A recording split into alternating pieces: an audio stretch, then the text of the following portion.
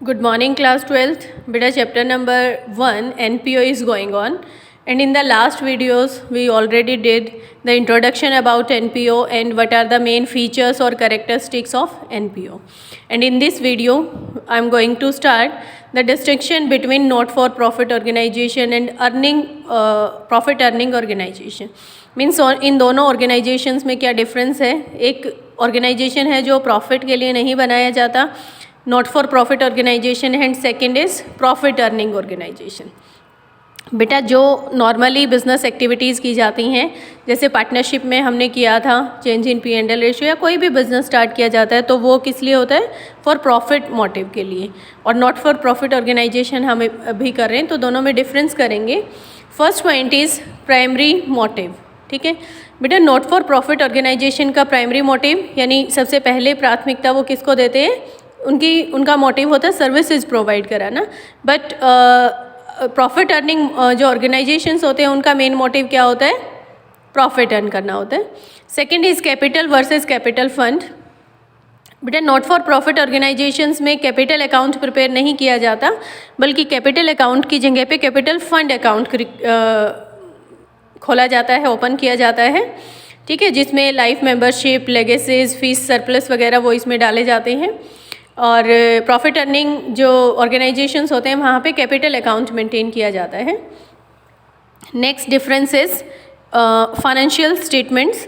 यहाँ पे not for profit organisations में जब फाइनेंशियल स्टेटमेंट्स प्रिपेयर किए जाते हैं तो वहाँ पे receipts and payment account, income and expenditure account and balance sheet a businessman have to prepare. And the profit earning motives organisations में मैन्युफैक्चरिंग एक्सपेंसेस, अगर कोई वहीं मैन्युफैक्चरिंग का वर्क करते हैं तो manufacturing account, trading account, profit and loss account and balance sheet, ये 4 अकाउंट्स एंड स्टेटमेंट कहाँ शामिल किए जाते हैं, फाइनेंशियल स्टेटमेंट्स में शामिल किए जाते हैं. Fourth point is surplus versus profit. बेटा, एनपीओ में जो भी इनकम और एक्सपेंडिचर अकाउंट का डिफरेंस होता है that is we will call the surplus और डेफिसिट. ठीक है, हम उसे अगर लाभ है तो सरप्लस बोलेंगे और अगर लॉस है तो डेफिसिट बोलेंगे.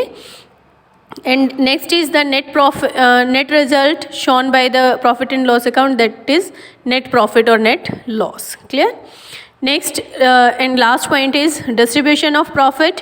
बेटा, जो भी सरप्लस और डेफिसिट होता है एनपीओज में इसके मेंबर्स में डिस्ट्रीब्यूट नहीं होता, बल्कि ये कैपिटल फंड में एडजस्ट कर दिया जाता है, कैपिटल फंड में ऐड और लेस किया जाता है.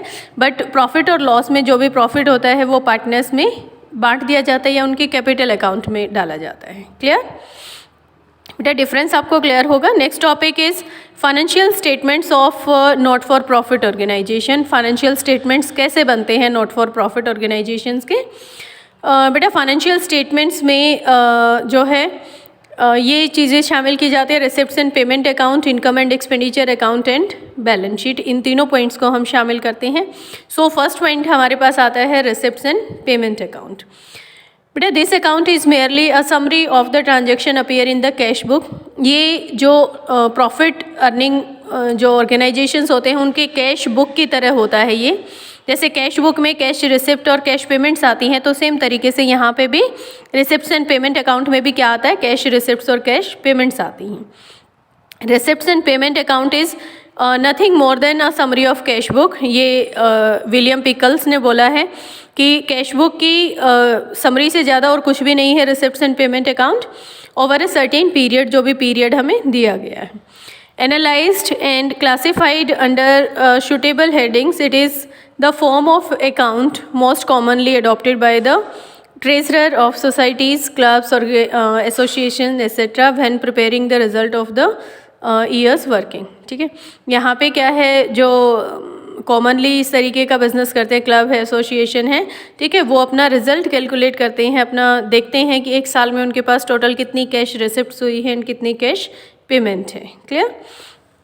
तो बेटा, रिसिप्ट्स एंड पेमेंट अकाउंट लगभग कैश बुक की तरह होता है. इसकी साइलेंट फीचर्स हम लोग करेंगे.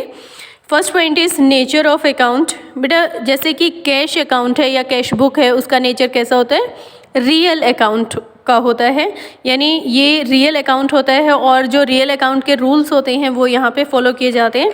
And what is the rule of real account? Debit what comes in and credit what goes out. Means जो कुछ भी आता है बिजनेस में उसे डेबिट किया जाएगा और जो भी जाता है, कैश जाती है, उसे क्रेडिट किया जाएगा. इसलिए all payments will be record on the credit side and all receipts will be record on the debit side. Clear? But the second is it start with the opening balance of cash in hand and cash at bank. और ये जो है cash in hand और cash at bank के balance से शुरू होता है. ठीक है, ओपनिंग बैलेंस से स्टार्ट होता है और ओपनिंग बैलेंस जो है वो डेबिट साइड में लिखा जाता है. आप लोगों ने 11th में कैश बुक की है तो उसी के जैसा लगभग आप यहाँ देखेंगे कि उसी के जैसा होता है. और अगर अनफेवरेबल बैलेंस होता है, ये कैश एंड बैंक कॉलम की तरह बनता है. मीन्स कैश और bank both transaction will be recorded. Clear? अगर अनफेवरेबल बैलेंस है, सपोज बैंक ओवरड्राफ्ट है, तो वो क्रेडिट साइड में लिखा जाएगा. Next is nature of items recorded on the debit side. Debit side में, ठीक है, कौन सी आइटम्स को हम रिकॉर्ड करते हैं, जो भी कैपिटल नेचर की या रेवेन्यू नेचर की.